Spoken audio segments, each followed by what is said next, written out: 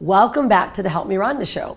This week is rather special. In fact, right now the world is changing. So much is happening, and the amount of traumas that people are dealing with, like, think about it. We're dealing with a pandemic right now, and if you don't have the right tools or the right path to deal with the amount of pressures and the stresses in your life, what are the steps that you're taking? Well, today you're going to absolutely love my guest, because she not only helps healers find their way into growth, into helping more people to help heal this planet on a completely different level, but more importantly, she helps healers also turn that into a business. So today we're going to talk to Lilith Moon, who is the creator of Shamanic yoga, but she's also one of the most embodied women, empowering other women to use that power that we're given and that gift that we're given inside to help heal the world. So let's go do it. Lilith, welcome to the show. Thank you so much, Rhonda. Honored to be here. Such a blessing to have you here, truly is. And it's fun when I get to introduce my guests. I get this, I got these goosebumps, because it resonates so much, the work that you're doing and the power and how much we need that right now. And I think that so many people forget about the innate powers that we're given, right? And that healing energy that we're given from the Creator, and how to really help others do that. So would you mind sharing, how did you get started to become a shaman? Like, it's pretty beautiful and amazing to think, look at this gorgeous divine woman who's a shaman helping others. Yeah, so I mean, I totally agree. It's an amazing time that we live in. So many more are awakening, to their soul's purpose at the moment. And it's just so beautiful, because the Earth's frequency is just rising more and more. And so we're also called to step into that higher frequency. And I see women all around just awakening to their calling as healers, because I really feel that in this era that we're living in, there's just so much healing that needs to be done, right? And I think it's so beautiful, because shamanism really allows us to come back to the soul level where all of our problems originate, right? And that's what I love so much about this work. And how I got into it is also very interesting. I mean, I didn't plan on becoming a healer, as it's nothing that I ever dreamed about doing, I mean, my mother died when I was young, but she was very witchy. So I guess I've had that from the start, but she died when I wasn't even 9 yet, so I didn't have her influence around for a long time. And that influence, I just didn't have that from anywhere else. So I didn't at all grow up in a spiritual family. My dad was an atheist, and so I didn't have that connection anymore then. So I wasn't like this girl who dreamed about becoming a healer, right? But I actually really wanted to help others from, ever since, like, when I was a child, I would always rescue some animals, so snakes, and I thought I need to tend to them. I probably hurt them more than I helped them, but I just had this big heart, and I just wanted to help, everyone and everything. But actually, I wanted to become a writer. Like, since I was 12, I started writing poems and short stories, and then I went on to study comparative literature and creative writing. And I just wanted to be a writer. I just love writing. I still do to this day. And then I was set to becoming a writer. I wanted to write books, personal books, but I didn't think in the healing sense, I didn't at all think in that direction.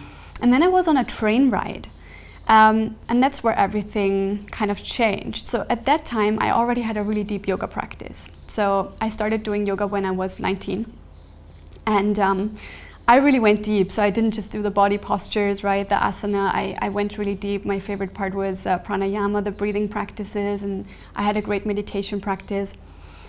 But I was sort of a little bit frustrated, because there was always a limit to where I could go.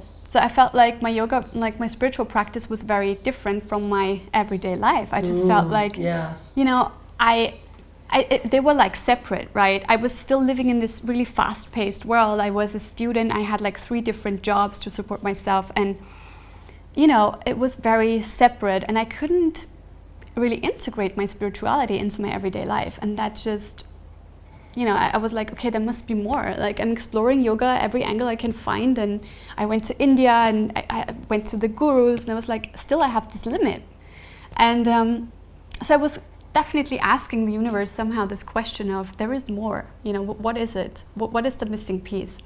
And then I was on this train ride. I was going to a Red Cross camp where I was... Because you're from Austria, right? I'm from Austria, okay, yes. so you're from Austria and you were, and this was at 19, so you grew up there. Yes, All right. at 19 I started my yoga practice, Okay. yes. And then later when I think it was 23 then, I went to, or 24 already?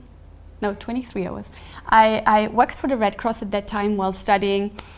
And I went into the countryside in Austria on this really long train ride, because Austria is a small country, but it's a very long country. So if you want to go from one end, where I lived in Vienna, to the other, it takes quite a long time. I have to tell you this. The very first thing that I have envisioned, when you said Austria, long train ride, I'm looking really? at you, and you made me think of The Sound of Music. That's so right? funny. Because like I've never been to Austria, but I heard it's absolutely divine. So Everyone I can imagine knows that this movie. train ride, how divine it would be. And I'm like, oh, The Sound of Music. You had I the right digress. intuition there about that train ride. It literally changed everything for me. Yeah. I was there and I had just gone through a lot of fasting. So I guess I was very clear in my mind, and I was there and I was about to embark on this really hard job. Like working for the Red Cross was not very much fun. It was for a good cause, but it was very exhausting. And I had my boyfriend of the time with me, and he just had this awful cough, like really bad chest cold. And we were both going to be team leaders, so we had to be really, in top shape. Yeah. So I was like, oh my goodness, what are we going to do? It sounds like it's going to get worse and worse. And so I just put my hand on his chest and I just focused on taking his pain away. And at that time, I hadn't done that in a long time. And only then I remembered that I used to do this as a child already, because my brothers were much smaller than me and I took a lot of responsibility for them. They were 4 and 1 years old when my mom died. And so I sort of took care of them in that way. Like whenever they were hurting, I put my hand on them and I took the pain away. But I took it inside of myself, which obviously isn't how healing should work. But that's all I knew how to do. And on that train ride, I kind of did the same thing. And all of a sudden, I was starting to cough. I had that cough, he didn't have it anymore. And I was just crazy. I was really crazy. And then this voice started to talk to me in my head. And I literally thought, I'm going insane. Like I thought, okay, this is it. And I got so panicked. I was really freaking out. So I went somewhere else where there was no one. And I just sat there, like with my head in my hands. And I was just like, okay, breathe. What is going on? And this voice kept talking to me and tried to calm me down. Was like, everything's okay. Everything's okay. This is just a message. You are not supposed to be a writer, you are a healer. And you will soon... You just gave me goosebumps. Same Wow. for me. It was just so profound, that moment. And you will soon meet your first teacher. That's all I got there, that message. And now I know it was my higher self talking to me, but at the time I had no idea. Even with all those years of yoga, I was missing that instant spiritual connection. That's what yoga had never really given me. It gave me peace, peace of mind, and I was able to deal with my emotions through yoga, and I was able to take care of my body. But, this really deep spiritual connection, I was missing that from yoga. I just couldn't get there. And then what happened is really exactly that. I had this crazy spiritual initiation.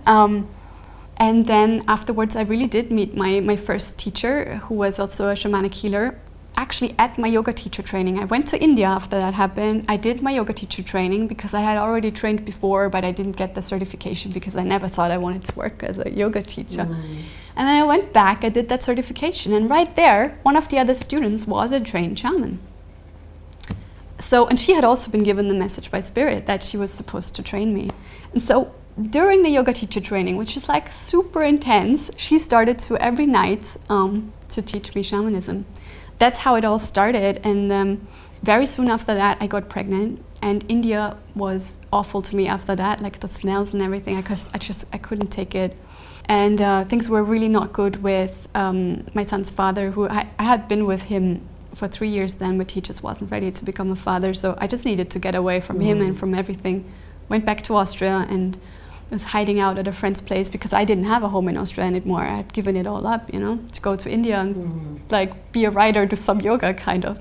But then everything changed, and then I was, I was just, I knew that, I'm in Austria for a reason, and the healer who started to train me, she had actually trained with an Austrian shaman. So I went right to the source and I started to train with her. It was a year-long training, and I continued to train with her after that as well for more education. And yeah, she's this amazing old shaman. I think she's 80 now, and she was just incredible. She's lived with Siberian, Mongolian shamans and everything. And what she teaches is what all the different shamanic cultures have in common, which Michael Harner, for example, who's one of the experts on shamanism, he calls this core shamanism. I always call it holistic shamanism. And that's basically how we can help others to heal with shamanic journeying. That's what it's called, when we connect to spirit, when we can really travel the energetic reality of all that is, and help restore that soul balance. Mm-hmm. So that means we take away what was never, we attract so many things that weren't ours to begin with, right? So for example, soul pieces from other people in this lifetime, in other lifetimes, and then we need to take them away. That's called an extraction. And we bring back what they've lost, so their own soul pieces. Well, it's interesting that you say this, because I just recently in this last year have also gone really on a deep journey working with a shaman and working with, soul retrieval and, cleaning up my ancestral lineage, because my whole focus was that I didn't want my daughter to take on this trauma. And it was interesting because as I started to talk about this with others, they're like, that even happens? So I want to ask you that. How would you say, do most people, do they always have it in them and they're just not quite sure? And is it time for us to are we creating a grander awareness scale for people to go, I can heal myself? How do you think that's happening right now in the world? Are people becoming more awake? Do we have it in there? And anyone can be a shaman? Or do you think that you really were selected? That's a really interesting question. So I definitely think not everyone is called to be a shamanic healer, definitely. But I absolutely think that shamanic journeying is something that everyone should learn. And here's the reason why. It is an innate capacity of our brains. So shamanic journeying, it developed at 40,000 to 100,000 years ago. Anthropologists aren't quite sure, but incredibly long time ago. And it seems to be that it's just our brains that developed, and as they develop, we develop this capacity to access higher consciousness. And that's what shamanic journeying really is all about. We connect to higher consciousness, and we connect to spirit in that way. And I think this is really key for all of us, because everyone has a purpose, right, that they need to connect to really live a fulfilled life. And everyone has problems that they need more insight into, because if we always try to deal with all of our problems in the 3D, that's really difficult. Because in the 3D, our problems have already manifested. So we can't properly deal with them from that same level, right? But if we go a level up, if we connect to higher consciousness, then all of a sudden we understand the energetic reality of the problem. And then we can work with it on the energetic reality, and then of course the manifestation of it will change. And that's really how we can solve all of our problems. That's how we can create all of our dreams, right? And I ultimately think that the most important thing is that we connect to our soul's purpose, because we all incarnated for a reason. And if we are unaware of that, if we are not following that, then we're living a half life, right? It's just not all that we're meant to be and meant to experience. Yeah, it's so beautiful. I mean, it's, for my family's American Indian, right? So I have a history. My great-grandmother was a medicine woman, right? So she was very, powerful in healing and manifestation. And I, as a young person, it was kind of, what is this, right? So what happened, and I think that this could be happening for many, and that's why I want to bring this up, is that I was exposed to it so much, and I just know it's in me. And I know that I'm psychic. My intuition is on point, right? And I, same like you, I've always have this just message all the time, and I just moved with it without recognizing, right, what it really was. Until recently, more going, wow, what I had growing up was always there. However, because I grew up and wanted to be different in the world that I was growing up in, I didn't want to be like my mother. I didn't want to be like my grandmother. I wanted to be like this corporate woman, having this career and doing all this. So I went this direction. And although it was still in me, I blocked it, right? Until we opened that portal of awareness, and all of a sudden it started to transmute. And it's beautiful because really think about it. We are energy. We're all one. We should be connected, to source. And I used to say this when we watched the movie The Avatar, right? Loved The Avatar. And then it dawned on me that that's not just something really beautiful that another planet has. It's really what we should be. Just completely connected, right, to our source energy. And so why do you think that happens? Like, do you meet clients that, all of a sudden find that they're healers, but they took this drastic direction and then they find themselves finding their pathway? Or do the most people that come to you already like, I feel it, I just don't know how to use it? Yeah, so I used to really work with aspiring healers a lot who are just like feeling that calling for the first time. And nowadays I work more with new or already seasoned healers, but everyone's welcome to learn from me. And I feel that all of them, they have already for a long time felt that there is this calling, right? But they've been scared. That's the big right, thing. They don't know what to do with it or what it is. Exactly. Because you were afraid of that voice.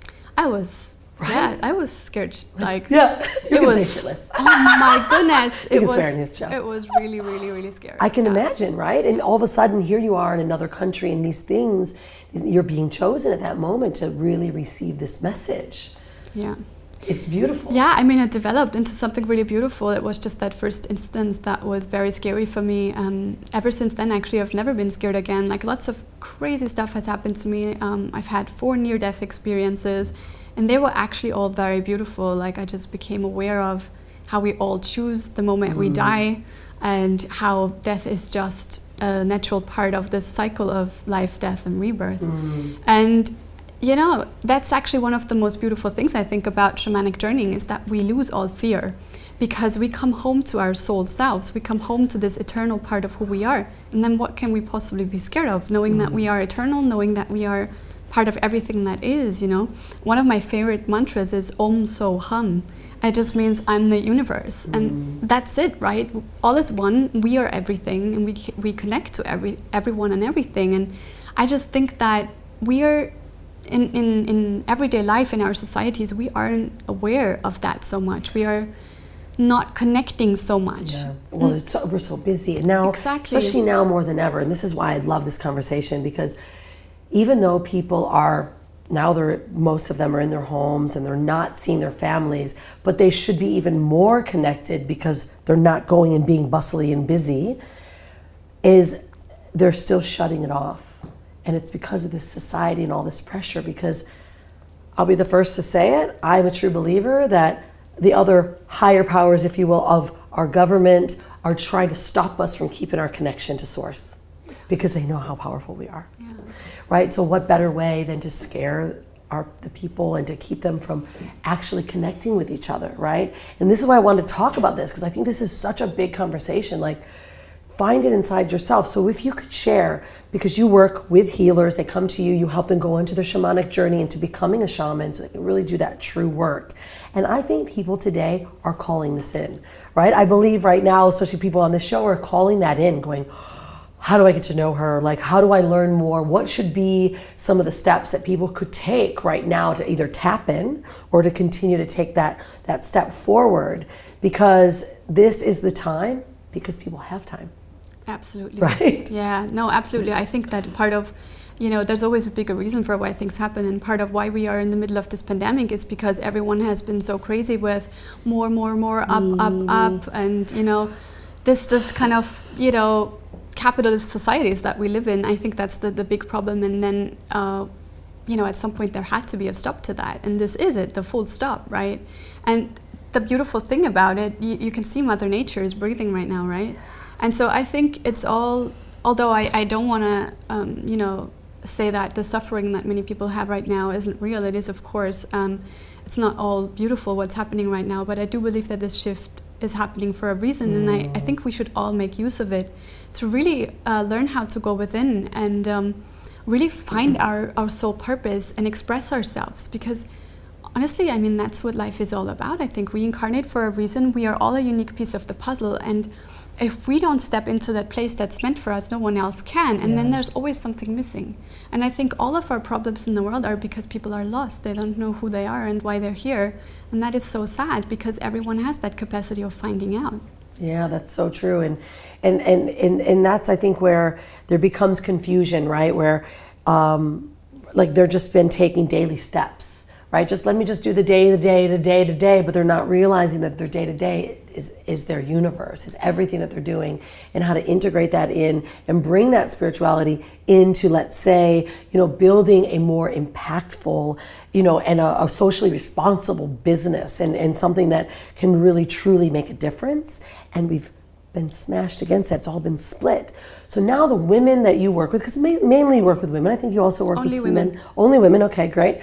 And so these women come to you because they felt that connection. And now you do something different, though, because I think sometimes there's taboo with spiritualism and spirituality, and then turning that into business and currency. How do you help bridge that gap? Because I think this is where so many that are called to be healers, they fall off from that the business track, right? So then they're just giving, and then they're always needing more, and then the financial side doesn't support their work, and then they're not doing the work that they could do, because then they're almost in lack, if you will. But that's not what a healer should be in, right? Yeah. So how do you help bridge that gap? Yeah, I couldn't agree more. I think that gap is that's made by society. It's not a natural gap. Yeah. I think that it's actually very, very natural for us to express ourselves, give of ourselves, expressing ourselves through serving others, right? And in doing that, it's just natural for money to flow our way. It's a natural consequence, and you know what? Because it's an energy exchange. So if someone wants to fully receive from us, they have to give back. That's how all of life works. There is always this balance. It's very natural. And that there is this theme around that healers shouldn't earn money for what they do. I know where it comes from. It comes from the fact that in indigenous cultures, there was always a shaman in every village, right? A medicine man or woman. And they didn't need to be given money because everyone brought to them everything that they needed, right? That doesn't mean that they didn't receive back. That's right. They just didn't receive money, but they received the food, they received animals, someone repaired their houses, whatever they needed, right? And in today's world, it's just different. So of course it has to happen through money, because if we always do everything on an exchange basis, well, it limits our possibilities as to how many people we can help, especially also because we couldn't help them online, right? That's a shame. And that's why I developed shamanic yoga in the first place, because through that combination with yoga and shamanism, I can teach step by step safely online, which just, I don't know if anyone else is doing that, but I just think it's absolutely beautiful and needed. And that's why I love doing that. And the financial side, I mean, what I really help women healers do is tap into the next level of purpose and power and prosperity. And this is a natural flow from purpose to power to prosperity. Absolutely. So what they first do with me is they really clarify their unique healing mission, because what I see so often is that healers want to help everyone with everything. And then all that happens is they feel incompetent because they can't possibly be an expert in everything, right? And also they feel burnt out, right? That was totally me a few years back, right? So I really know what that feels like when you just have this big heart and you want to help. But actually, that's not the best use of our power either, right? Because when we are at our most powerful as healers, we specialize in a specific group of people with a specific problem. And mostly, those people are just a former version of ourselves. So we have gone through the same thing. We have done it the hard way. Now we can help other people do it the easy way. And that's what's so beautiful about really getting clear on that unique healing mission. And from there, it's all about how to manifest that mission as a soulful, successful business, because I absolutely believe that the time has come for purposeful prosperity. I mean, like, I do so many things that I offer to my communities for free, like a huge challenge that I do every few months. That costs a huge amount of money. If I didn't properly charge for my services, how would I be able to offer that to so many who I know many of them are never going to become my clients? They're really in a disadvantaged position. I still want to help them, but if I didn't charge my clients what my work is actually worth, I wouldn't be able to do that.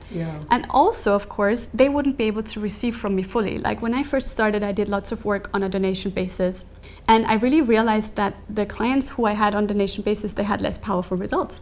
And definitely wasn't me who was putting in less energy and love, right? So I knew that they didn't allow themselves to fully receive from me because they didn't really give back. And it makes sense, right? It's an energy exchange. Well, so that's it, and that's why I always say that there's a reason why they call money currency. Yeah. Because it's energy. It's just energy. currency. It's just energy. Yeah. You know, it's how you're trading, and that's why it's something that I know that for me, having money come my way is so easy because I know what I give, and it's never blocked, right? And you find so many that keep getting blocked, like, why can't I? It's like, let's have a conversation about your relationship with money. Like, what do you feel about it? And so many get blocked that way. And I think that in the healer space, I love what you're doing because they deserve to, and creator, universe, Pachamama, whatever you want to say, right? They want us to vibrate more higher levels of frequency. And when we do that and we are giving from what we are, it just helps radiate more of what we have because then we can give more. And we are in a world of currency. We are, right? We're not living in the villages as much anymore, right? Some are here in Bali. However, most of us are living in this world. And in order to help more lift up, we've got to be able to receive. And I think it's a beautiful statement because I think now more than ever, we all need to find our space, tap into who we are and where we've come from, and then just find that line where we can continue to walk and to give more for others. And that just creates more of an economy, right? And we create our own economy. And so I love about, women that are so in trust of who they are and they're empowered to know that they're so powerful that we're creating our own economies. And it's beautiful. I love this conversation because you're also writing a book. We're co-authoring a book together. So I'm so excited to hear more of this journey in the book chapter, which is called Women Gone Wild, which is even more, has so much metaphorical meaning to what's happening in the world. But more importantly, can you please share where people can find you? Like you are doing you said you do your free workshop, that you do this challenge, but how can they find you? As I know my audience is going to listen to this and go, oh, I want to work with her, and it can be done online. How do I take my path to become a shaman? Yeah, absolutely. So the best place to find me is probably my Facebook group. It's my women's circle. It's an amazing space. It's called Shamanic Yoga Sisters. Mm-hmm. And I have like 3 different websites, but the newest one, it's still under construction, but it's already accessible. It's lilithmoon.net/homepage. This is where they have every link. They can sign up to all my communities. I have a private community as well off of Facebook. It's much calmer for healers. And this is where they can sign up for the initiation as well. The Shamanic Yoga initiation is my challenge that I run every few months, which is really where people can find out much more about what they do. And I really give them lots of hands-on help, spiritual mentorship, as well as holistic business coaching right there. Amazing. What's next for you then, other than the book? Like what's coming more? Like what are you aspiring to do next? To be honest, like I asked myself the same question at the end of last year, and actually all I want to do is more of the same. I want to help more women. So that's really what I want for this year is, last year, I had this and that many women, and this year I just want to double that. I just want to serve more women with what I do, because honestly, like every day when I talk to my apprentices, it just fills my heart. Like their whole lives are shifting. Some of them are in their 50s, some even 60s, and they're like, wow, one of the women told me the other day I was about to end my life because I've never found that path. I tried meditation, I tried tapping, I tried everything. But now with you, with shamanic journeying, like my whole life has changed. Like I finally know what my purpose is, and it feels so amazing, and I can't even compare my life to what it was like before. And that's just what I live for. I just want to help, and that's really my mission. Make it bigger and bigger so that more women can get the help that they need to step into their authentic power as healers. Wow, that's beautiful.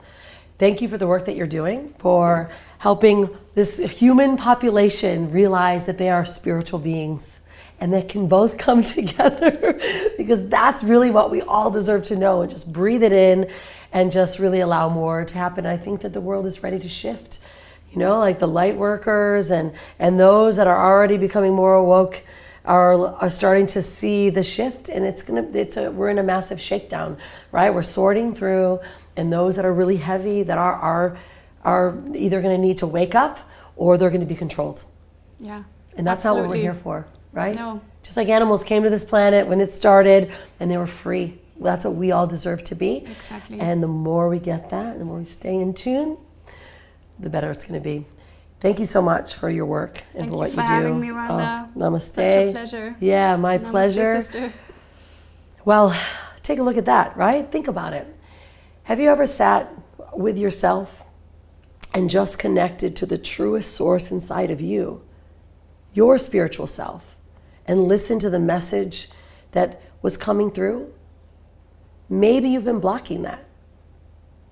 Take some time today to really settle in and to connect to why you're here.